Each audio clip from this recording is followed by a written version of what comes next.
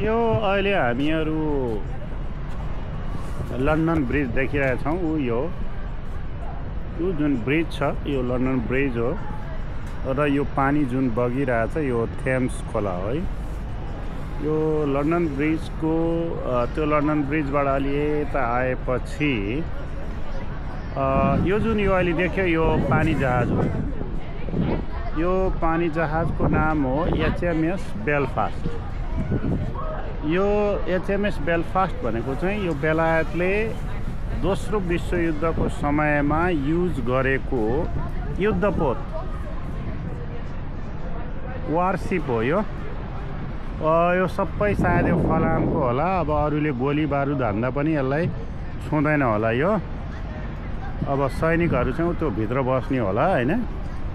अनि यो माथि चाहिँ यो तोप हान्ने हो। यो जुन देखिन्छ नि यो ठुल्ठुलो यो 1 2 3 4 यो सबै तोप हान्ने।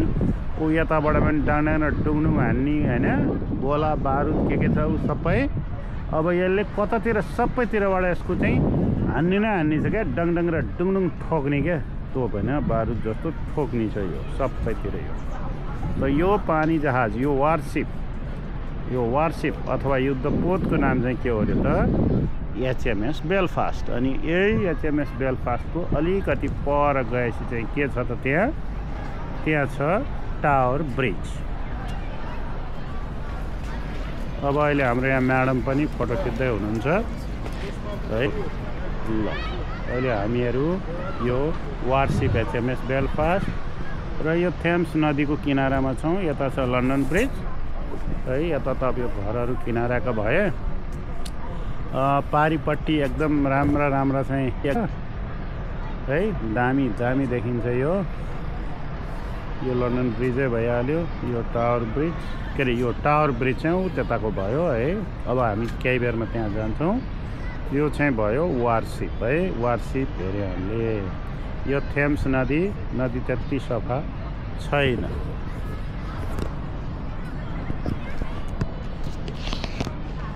अब हामीहरू जाँदैछौँ अगाडि।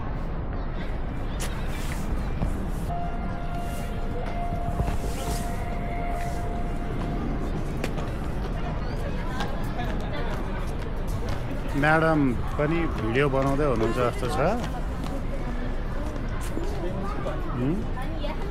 अहिले हामीहरू थेम्सको किनारामा छौँ र अब एउटा फोटो खिच्छौँ हामीहरू।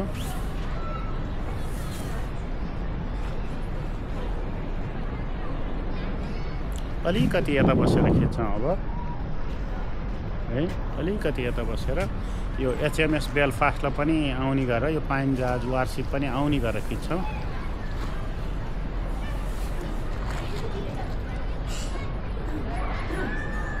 है। अब यो लन्डन ब्रिज त आउँदैन खासै। द्याट्स नट मच इम्पोर्टेन्ट है। अब उता टावर ब्रिजतिर जान्छौँ है त हामी। त्यहाँबाट हिँड्दै त्यो HMS बेलफास्टको उसमा चाहिँ त्यहाँ बच्चाहरू लगेर देखिन्छ।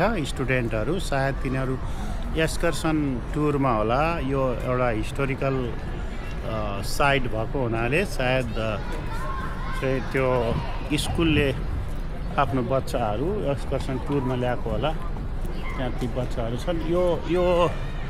यो वारसिपको चाहिँ नि सबैतिरबाट हेर्दाखेरि चाहिँ नि के देखिन्छ त भन्दाखेरि यो गोली बारुदै हान्ने ठाउँ क्या। तोप सोप झ्याम झुम हान्ने के त्यो देखिन्छ। यो एउटा सेकेन्ड वर्ल्ड वारको चाहिँ मेमोरी पनि भयो, हिस्ट्री नै भयो।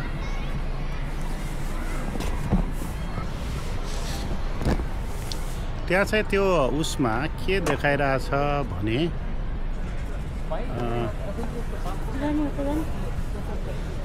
त्यहाँ चाहिँ के देखाइरहेछ भने यो 25 वर्ष चाहिँ यो पानी जहाज HMS बेलफास्ट चाहिँ समुद्रमा थियो रे। अनि त्यो 25 वर्षमा चाहिँ यो 1971 मा चाहिँ यो लन्डन आइपुगेको रहेछ। अनि 1962 मा ट्रिनिडाद, 1962 मा सैन फ्रान्सिस्को, 61 मा दार एस सलाम, 59 मा सिङ्गापुर यस्तो भनेको छ त्यसले। हैन। अनि त्यहाँबाट यो रहेछ 1938 मा बेलफास्ट, आयरल्यान्डको बेलफास्ट भने होला क्या 1938 मा चाहिँ यो आयरल्यान्डको बेलफास्टमा रहेछ यो पाइन जहाज हैन। यो वारसिप त्यसपछि 1945 मा यो सिडनी पुगेको रहेछ। त्यहाँबाट 45 मा हङकङ गएछ। 1951 मा यो गएछ कुरे। अनि 1959 मा सिङ्गापुर, 1961 दार एस सलाम, 62 ट्रिनिडाद, and 1962 मै Trinidad, and 1971 San Francisco. Okay, sorry, this place. यसरी हिँड्या रहेछ यो पानी जहाज है।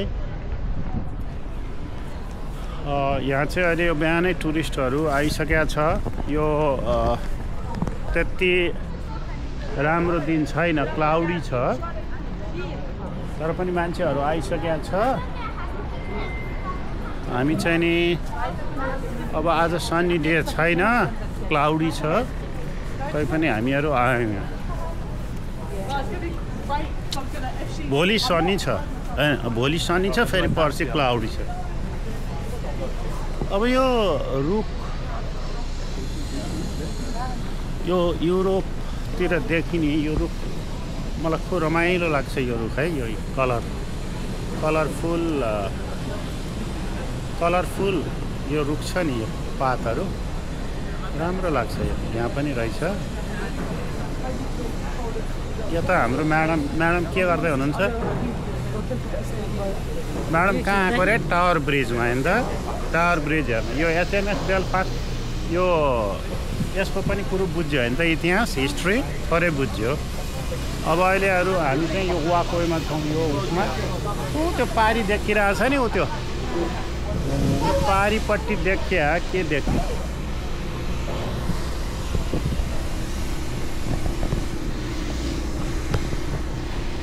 त्यो पारीपट्टि जुन देखिया छ त्यो चाहिँ भन्दो रहेछ क्या त्यसलाई, त्यो कम्पाउन्डलाई टावर्स अफ लन्डन भन्दो रहेछ। अनि त्यहाँ चाहिँ विभिन्न टावरहरू रहेछ। अब हामीहरू चाहिँ यो टावर ब्रिजलाई नजिक बनाउँदैछौँ।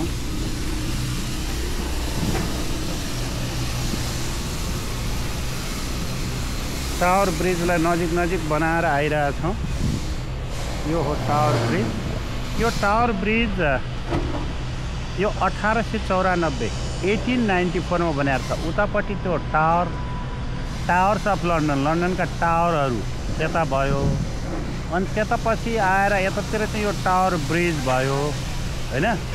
त्यही टावर्स अफ लन्डनको नामले प्रभावित, मतलब त्यसैको कारणले अथवा त्यसैको उसले गर्दा यसको नाम चाहिँ टावर ब्रिज रहेको भन्दो रहेछ। अनि यसैको यहाँनिर आएपछि यो एचएमएस बेलफास्ट भन्ने यो वारसिप सेकेन्ड वर्ल्ड वारमा युज भएको भयो। अनि तल चाहिँ नि टावर्स अफ लन्डन, यतातिर चाहिँ ब्युटिफुल टावर्स छ है। यो सबै कस्तो राम्रो टावर्सहरू छ। अब अहिले हामी चाहिँ टावर ब्रिजतिर जाँदैछौँ। यो टावर ब्रिज कहिले बन्यो अरे?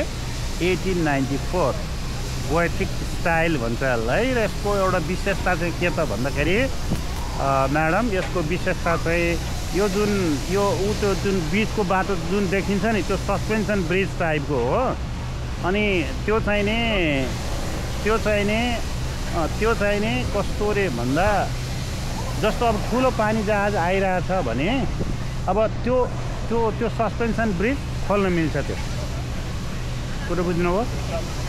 खोल्न मिल्छ भने मतलब त्यो दुईतिर जान्छ। त्यो सर्लक्क उठेर दुईतिर गएपछि ठुलो पाइन जहाजहरू पार भएर जान्छ। त्यसको चाहिँ एउटा यो यसको इम्पोर्टेन्ट पार्ट। अब अहिले चाहिँ एउटा यो क्रुज चलिरहेछ यहाँ, लन्डन आई रिभर क्रुज भन्ने। यस्तो क्रुजहरू, वाटर बोट हैन, रेस्टुरेन्टहरू यहाँ टुरिस्टहरूको सेवाको लागि।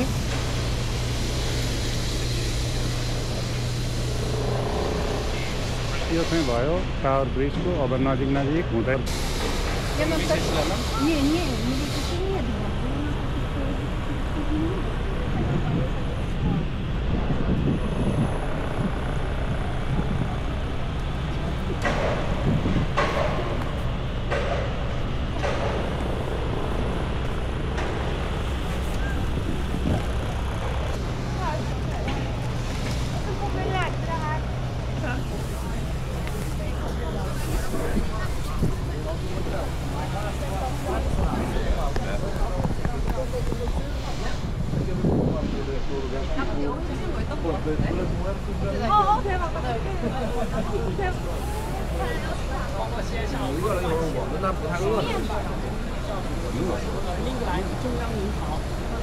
एउटा आर्टको फोटो बनाउँछौँ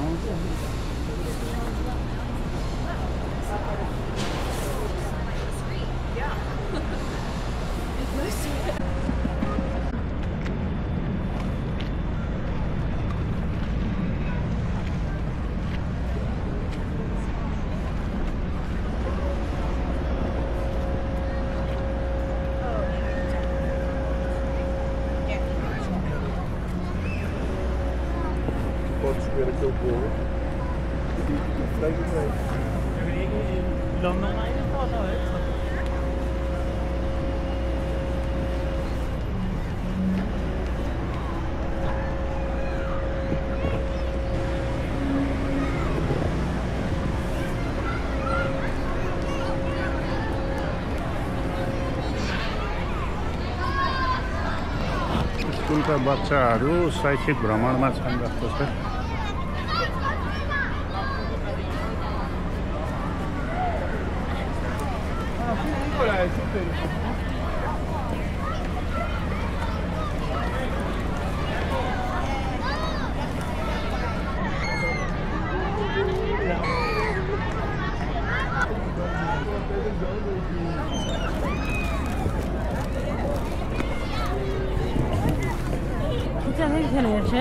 छैन त्यति नै राख